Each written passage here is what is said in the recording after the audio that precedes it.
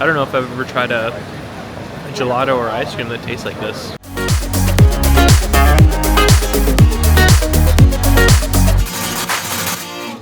So first stop for our food tour, we are going to a grocery store where we're gonna try some appetizers basically. We're gonna try different courses throughout the meal and we're gonna end on dessert, so it's gonna be pretty fun.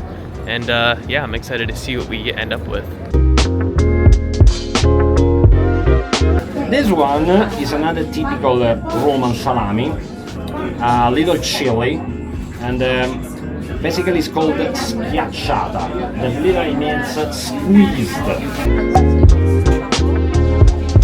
Truffle flavored dried meat, pretty good. And then this one is a spicy one. You see the little wires of dried pork meat, and so always good to eat. I would say it was cool to be able to try something like that and have that little pairing with some red wine, which the red wine was cold, so that was a little interesting as well.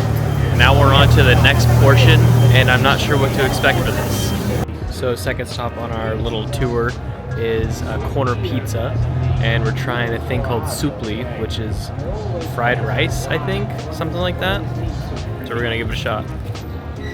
It's so fun, and basically it's our Roman way to simplify. It's like rice and tomato sauce Because we are simple people. with a lightly fried outside When we and cheese.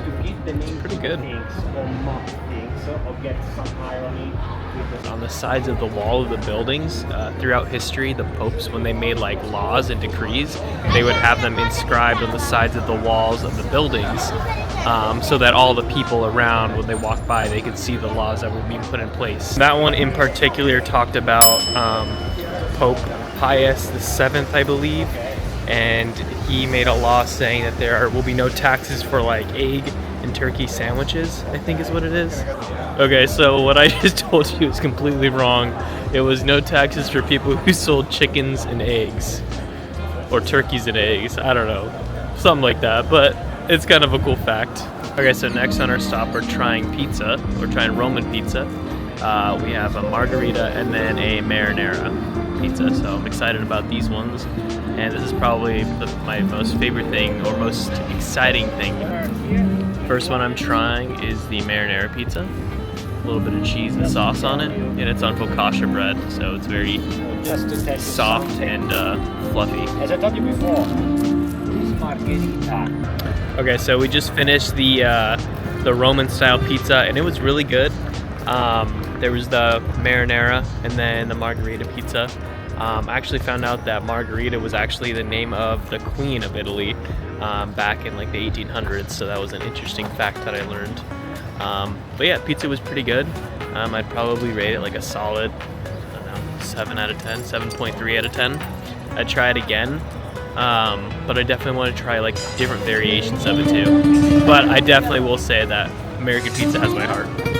Alright, so for the next part of the trip, we are in the Jewish ghetto, which is right down the road from Vatican City, and we are trying fried artichokes, I believe.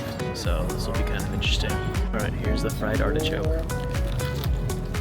Okay, so you can see we're in the core of the Jewish community.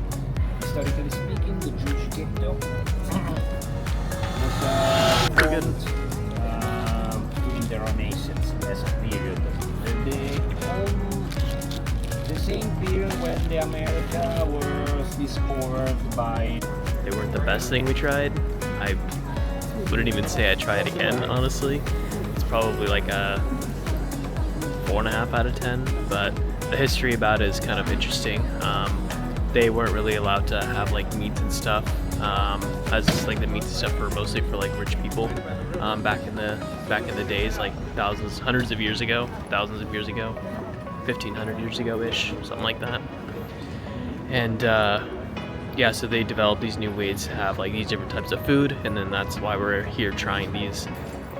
All right, so for the final stop, we're at the Gelateria here in Trastevere, and I got the pistachio ice cream. Pretty excited about this one. I was told that they have a unique flavor there. It's an orange with chili, I was tempted to try it, but I ended up going with the pistachio because, I don't know, I had a pistachio croissant earlier today, so I guess I'm just sticking with the theme.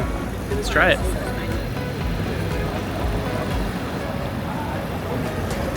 So first impression, it's a very nutty flavor, but it's super creamy and super soft.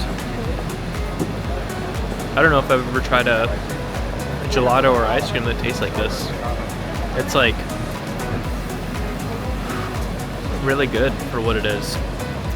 Definitely recommend trying this place and trying out their gelato. Alright guys, that does it for this video. Thanks for coming along with me on my food tour adventure, and happy gelato tasting.